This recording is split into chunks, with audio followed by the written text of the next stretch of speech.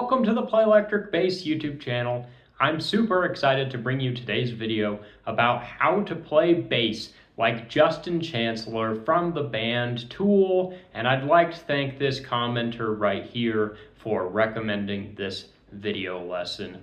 Let's dive right into it. So the first thing that you need to know about Justin Chancellor from Tool is that he uses a guitar pick, and the one that I recommend you use is the Jazz 3XL. I also like the big stubby picks by Dunlop, so whatever you're using, just make sure it's a thick, large pick because those are really easy to use on the electric bass. And the second thing we need to talk about is the tone of Justin Chancellor. I'm not going to dive into it too much, but basically use a clean rock tone. That's what I would recommend. And next we need to talk about tuning.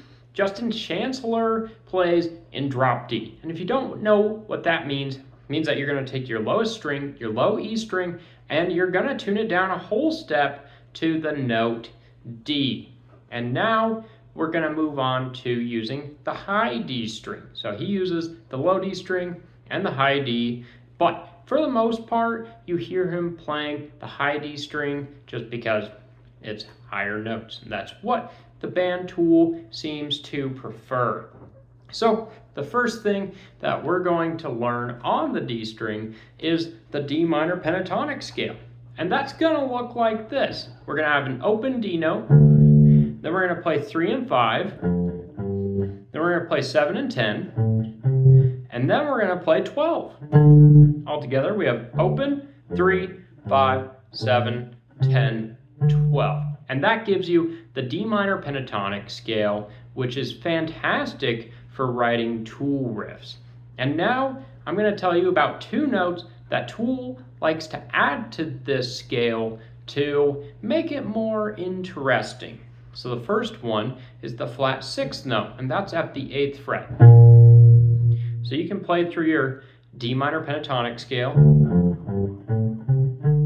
and then add that 8th fret, and that'll give you the flat 6 interval, which is the most important interval in the natural minor scale. It's what gives the natural minor scale its signature sound.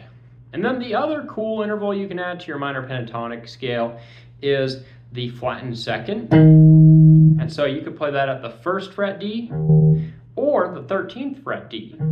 So if we play all the way through D minor pentatonic and then play 13 of D, you'll get this sound. And you might notice that interval from the Tool song 46 and 2.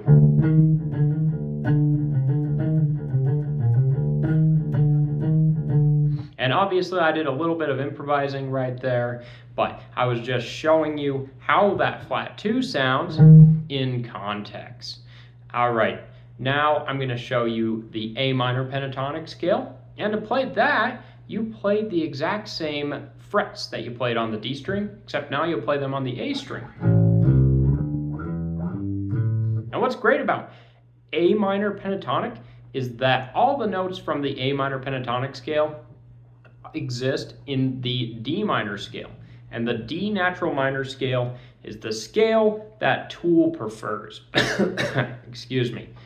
And now let's talk about kind of putting all these together into a rhythm.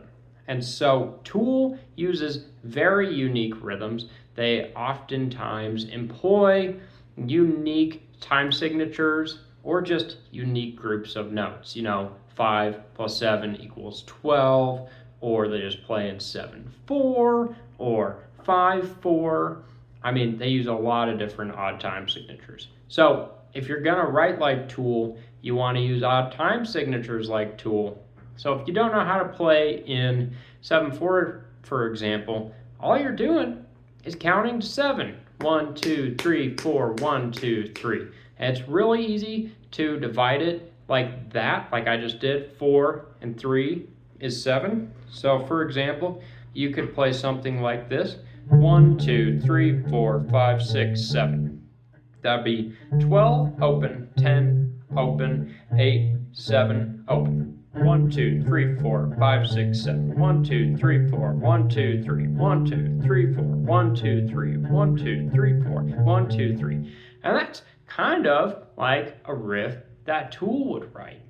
And so they like to use a lot of odd time signatures. And in terms of the techniques that Justin Chancellor likes to use, I'd say he really prefers hammer-ons. And so you could play an open note, and then you could hammer on. Or you could open, pick, and hammer. I'm just picking the 8th fret and hammering onto the 10th fret with my ring finger, and then picking the 7th fret and hammering onto the 8th fret with my middle finger. Like I say, these are just examples. I'm improvising them on the spot. And as for composing, Tool likes to use a lot of open strings and a lot of effects. Of course, you can somewhat emulate a delay effect by just doubling up the notes like this.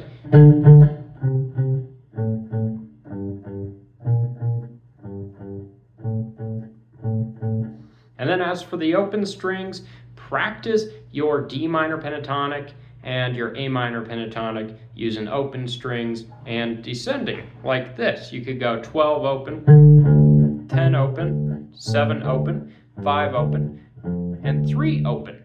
And that'll give you almost a Tool riff. Especially if you start to incorporate those unique intervals that we talked about earlier, like the flat 6 at that 8th fret and the flat 2 at the 13th fret or the 1st fret.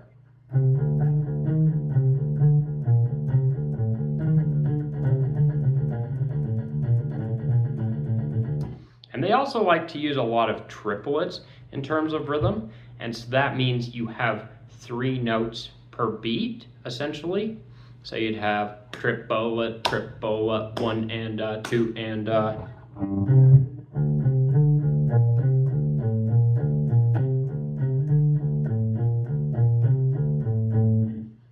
But at the end of the day, that's pretty much all you need in order to play like Tool. And of course, I recommend that you go and learn some bass riffs by Tool. Tool has some incredible bass riffs like Schism and 46 and 2 and a lot of other cool riffs. You know, I love Push It, and I also love The Patient and The Grudge. So many awesome riffs. So go learn some Tool riffs and try writing some music like Tool, some music like Justin Chancellor. Grab your guitar pick and adjust your tone so that you sound like Tool. And that's all I've got for you in today's lesson. Thank you so much for watching. Subscribe to the channel if you love Tool and if you love the electric bass, and you have a fantastic day. Thanks again.